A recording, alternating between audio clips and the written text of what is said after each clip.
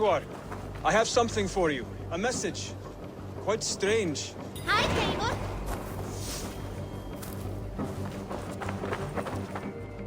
Something for me. What is it? A letter requesting your presence in the southwest.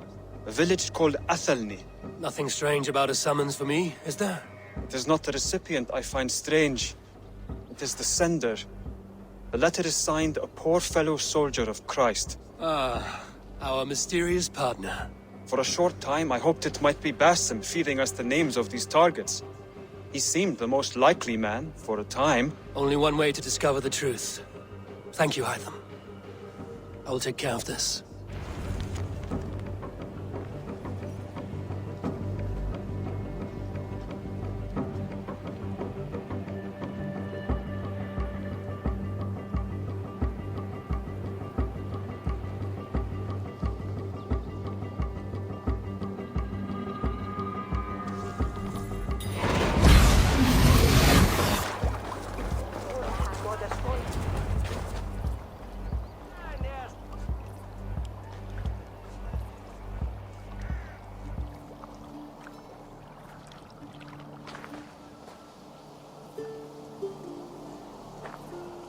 All right there?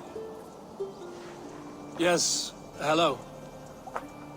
I do not mean to intrude, but I am looking for someone. And who would that be then? I do not know exactly. Well, that'd be why you ain't found him. But you're free to pass the time just here if you like. Thank you.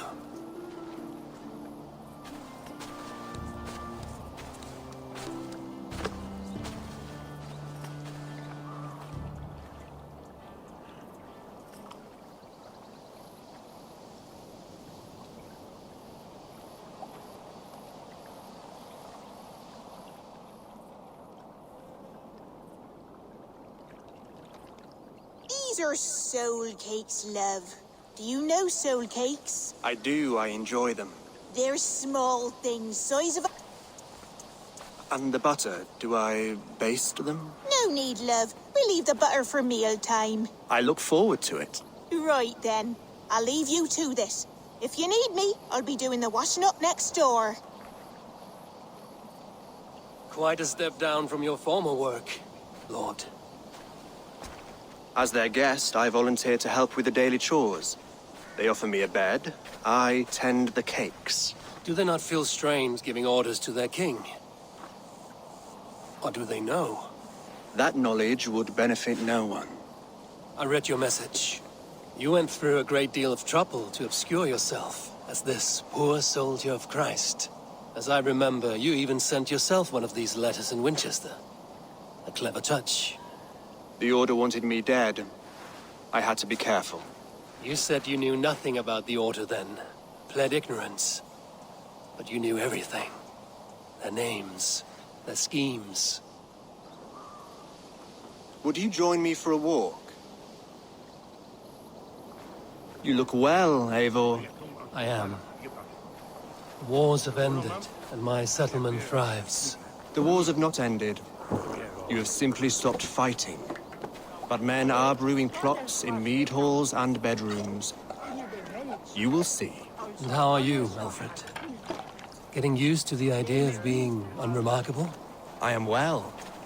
Better than I expected. In this exile, I have found a somewhat nourishing peace. Each morning, I am awakened by the sun and growling cormorants. I bathe in the chilly water of the marsh.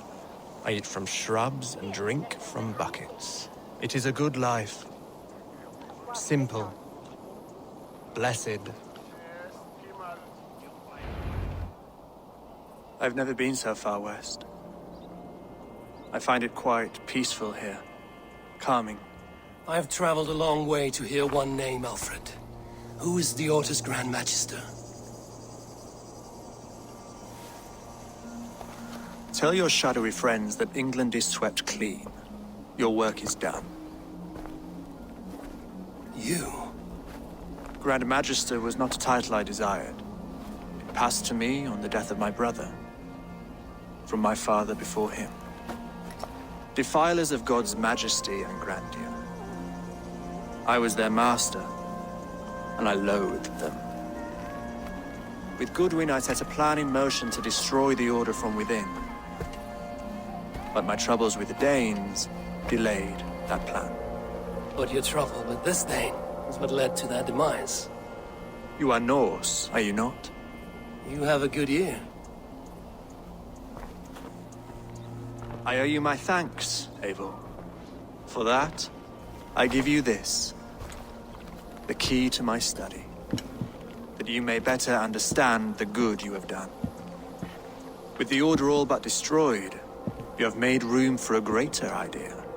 One to take its place.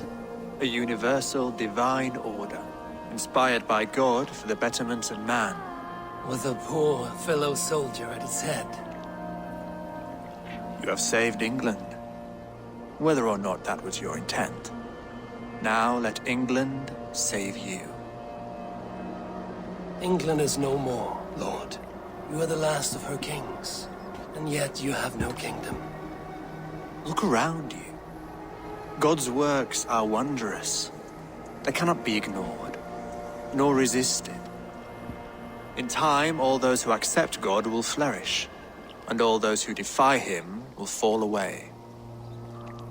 Should you remain in England, you too will one day be her subject. Oh, bloody crumbs! The cakes are burned. Where is that man? Young man, where have you gone? Damn. That may have earned me a night of washing linens. I do not know if we shall meet again, Eivor. God willing we will. As one lord to another, perhaps. I'm coming, my lady. I'm here.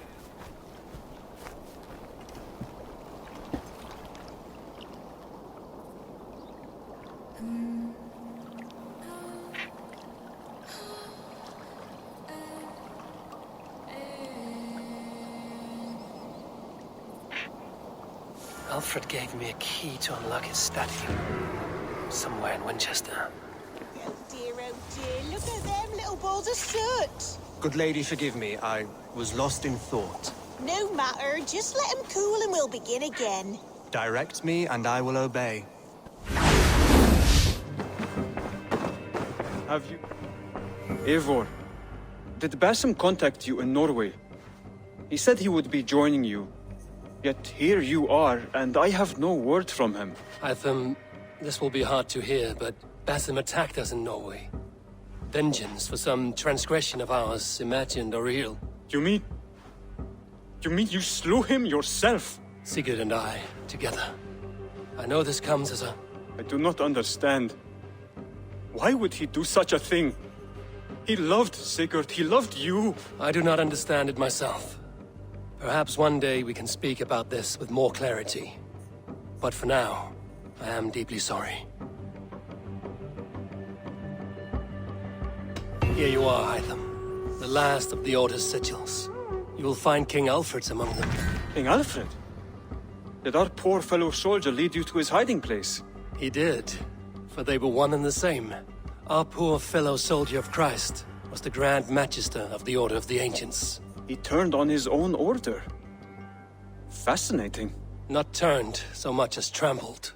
His devotion to Christ and what he calls a universal order set him against them from the start. With all sincerity, he loathed the title and the duty he had inherited, and wished them destroyed. Wonderful. With his abdication, the last stronghold of the Order has been dismantled. All that remain are scraps here and there. And you, Eivor. Now that you have seen our enemy and you understand our cause, I wonder if you would join us. Become a hidden one. Was this your ultimate goal, Hytham? A trial by fire? It is a kind offer, but I do not believe we fight for quite the same cause. Your creed demands that you keep your triumphs hidden. I prefer my glory to be in plain view for all to see. If I taught you our creed, if you spent time with it, it could open your mind to another view. Another view is always welcome.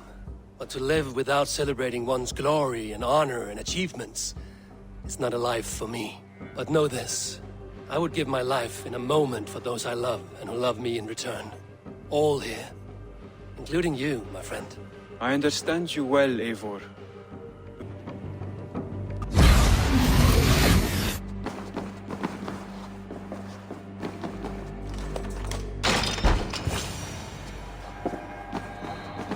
This is it, Alfred's study. What secrets has he kept hidden away?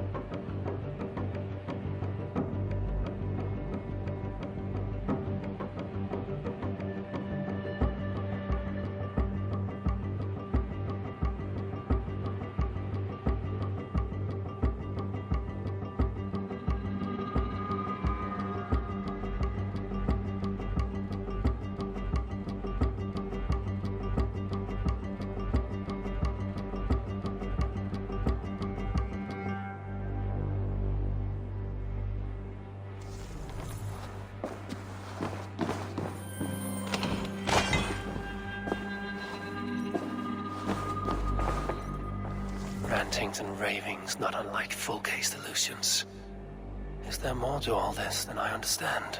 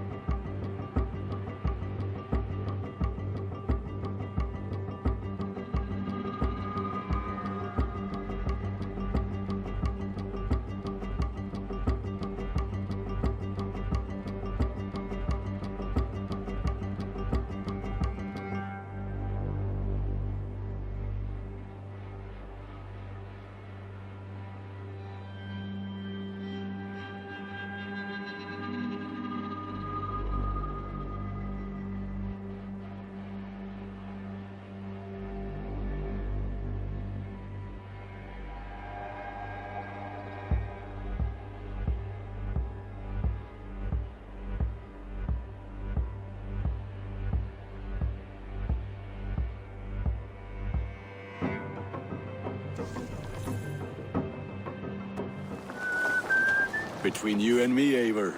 Always thought you'd be a good Jarl.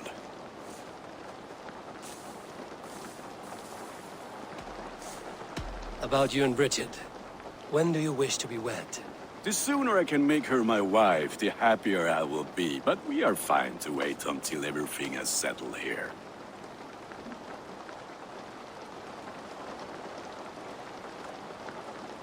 Enough waiting. Cool your forge and cover your anvil. Let's get you married. Wonderful. Shall we gather everyone? Gather your wife and your courage. I will bring the people together.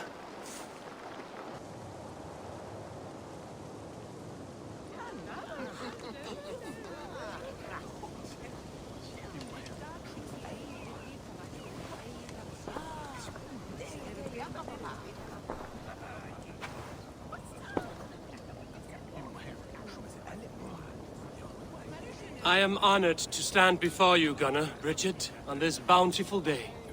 To celebrate the strength of your bond and to see you wed. I am in witness of a love that inspires and empowers.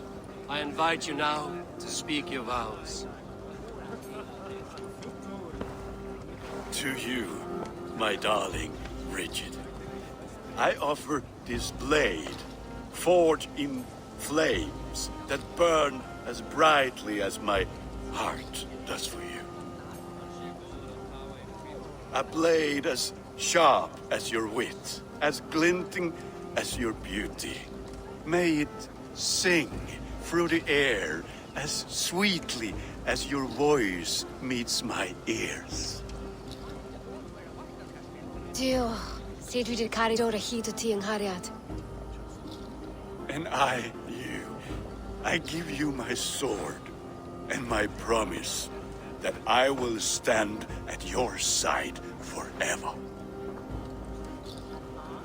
Hyd fi di breuddwydio am future yn hun, a di so tawalwch yn hope a premonition. Ond dim mount o sgraen a foresight paratoi fi a sweeping adventure meeting ti. Tiw'r enaid fel dim arall, a dyn as strong a bwrdd y ci, ac fel as I fierce, mae'r calon yn hedfan gyda ti. Such poetry, oh dear. You make me cry, my love. Let us hedfan efo'n gilydd, tra bywyd and beyond. I offer you this ring, and take yours in kind.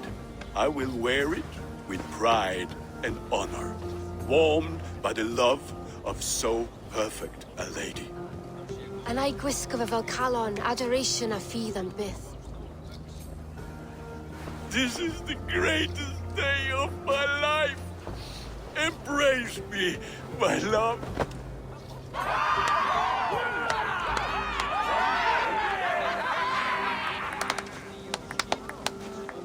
With our couple now bonded in matrimony, now we drink.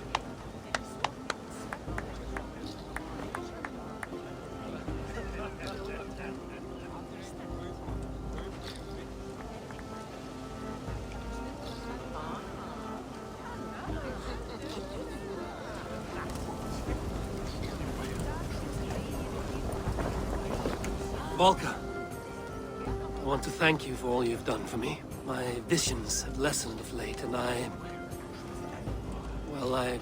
find it hard to explain how different I feel. Grounded, unified, at peace. That is good to hear, Eivor. Very good to hear.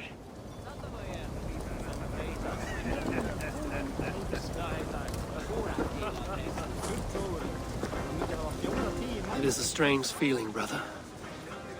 Weddings are the beginning of something, but this feels like something of an end. The first happy union in our home. We have matured into something greater. So yes, a beginning and an end, I think. Settle. Make a home here. For a year or two, perhaps. But I am not the settling kind.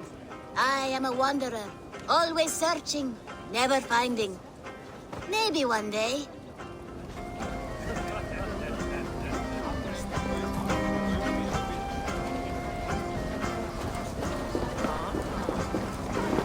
Gunnar, you old trout. You're a married man. Never thought I would see the day. Nor did I. And not for lack of trying. Richard, I gift you a formal welcome to our clan and our family. You are a fine addition to Gunnar's life and to ours. Diolch Evior. I couldn't be more hapus I bod ma. Hope you nabod ti well in a case misio the years. Yes, of course. As I say, it is wonderful to have you.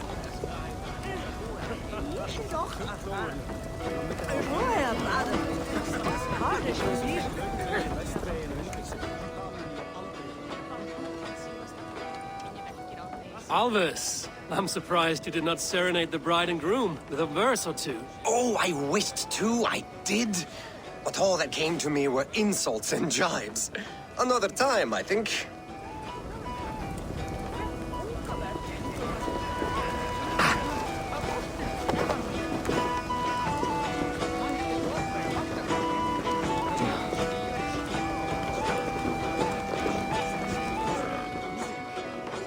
How are the marriage customs in your country, Hytham?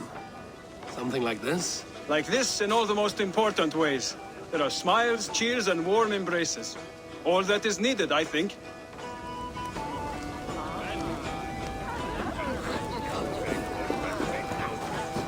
Randvi, saw you looking a little lonely. Thought I might come and join you. How nice. Are you enjoying yourself? I am. I never thought I would see gruff old Gunnar so enraptured by a woman. Enraptured by anything, for that matter. He's a hard one to read, but I am pleased for him, and for this day of rest and respite. After everything, a few days of feasting will do the people some good. They need this. They do. Will you walk with me? Anywhere. Lead on. Something has been on my mind for some time. I am no seer, but I foresaw this day long ago. Not Gunnar's marriage, but our situation. Our success. How do you mean our success? I mean to say that I saw our settlement flourishing. Through our victories in war in Norway, I knew that you would make a fitter leader than Sigurd. It was never in his character to lead. It was always within yours. I see. Do you? You might have warned me. You would not have listened. Fair. I do hope you see it now, in all that you have done for us. Randvi, you and the people here have done more for me than I could ever repay. I am honored by your faith in me, and your confidence. As I am honored by your friendship. And I by yours.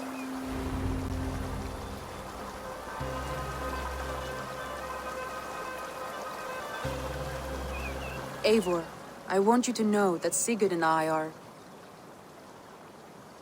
We are severing the bonds of our marriage.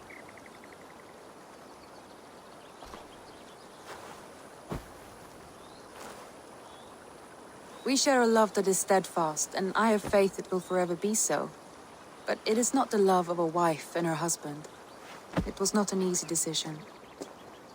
But after we talked with honesty, we embraced more warmly than we have in a great while. I think we will be happy. I hope so. And I am pleased for you. I am pleased for myself. Sigurd's desires are bigger than any man or woman can offer. He longs for something more. And what about you? What are you looking for? I have all I need right here. With you. With our people.